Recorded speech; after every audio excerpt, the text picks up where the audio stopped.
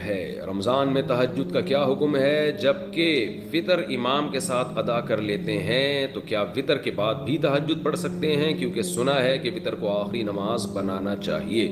شعیب صاحب کشمیر سے، بالکل صحیح سنا آپ نے، حدیث میں آتا ہے اجعلوا آخر صلاتکم وطرا، آخری نماز وطر کو بناؤ۔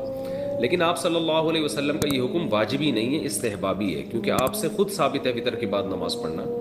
تو اس لیے بہتر تو یہی ہے کہ وطر بالکل آخر میں پڑھیں تہجد کے بعد۔ لیکن رمضان میں چونکہ وطر جماعت سے پڑھے جاتے ہیں تو جماعت کی فضیلت حاصل کرنے کے لیے آپ وطر پہلے پڑھ لیں، اور پھر تہجد میں آنکھ کھلے تو تہجد بھی پڑھیں۔ اس لیے تہجد نہ چھوڑیں کہ میں وطر پہلے پڑھ چکا ہوں، تو تہجد الگ سے پڑھ لیں پھر بعد میں۔ کیا تسبیح تراویح شرعاً ثابت ہے؟ تراویح تسبیح جو ہر 4 رکعت کے بعد پڑھی جاتی ہے، کیا یہ ثابت ہے؟ اور اس کا پڑھنا کیسا ہے؟ رضوان تلگنگ سے، یہ جو 4 رکعت تراویح کے بعد پڑھتے ہیں نا، سبحان ذی الملکوت والجبروت، اس طرح کی کوئی لمبی چوڑی دعا ہے، یہ کہیں بھی ثابت نہیں ہے۔ لوگ اس کو چونکہ سنت سمجھنے لگے ہیں تو اس لیے اس کو چھوڑ دینا چاہیے۔ تو 4 رکعتوں کے بعد کچھ بھی ثابت نہیں ہے، بیٹھے رہیں، خاموش بیٹھے رہیں، کوئی بھی ذکر کر لیں، کچھ بھی نہ کریں، دعا مانگ لیں، سب جائز ہے۔ تہجد کا وقت کب سے کب تک ہے؟ کیا تہجد فجر کی سنت سے پہلے کبھی بھی پڑھ سکتے ہیں یا اس کا کوئی بھی وقت فکس ہے؟ ارباس انصاری انڈیا سے، دیکھیں عشاء کے بعد تہجد کسی بھی وقت پڑھی جا سکتی ہے، لیکن سب سے زیادہ فضیلت والا وقت رات کا آخری تہائی حصہ ہے، یعنی عشاء کے بعد اور صبح صادق کے ٹائم کو 3 حصوں میں ڈیوائڈ کر دیں برابر برابر، تو جو آخری تہائی ہوگا وہ سب سے بہتر وقت ہے تہجد کا۔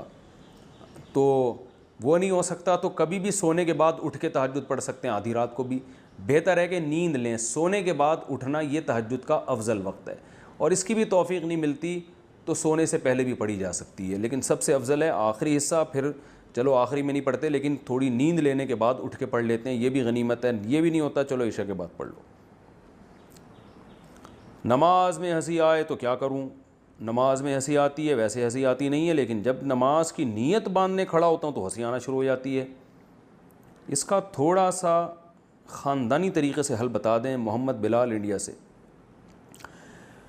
محمد بلال بھائی اس کا حل میرے پاس نہیں ہے، کسی نفسیاتی ڈاکٹر کو آپ بتائیں کہ ڈاکٹر صاحب میں آرام سے بیٹھا رہتا ہوں، جیسی نماز میں کھڑا ہوتا ہوں مجھے ہنسی آنا شروع ہو جاتی ہے، تو انشاءاللہ کچھ ایسی آپ کا وہ نسخہ بتائیں گے ڈاکٹر صاحب کہ آپ ٹھیک ہو جائیں گے۔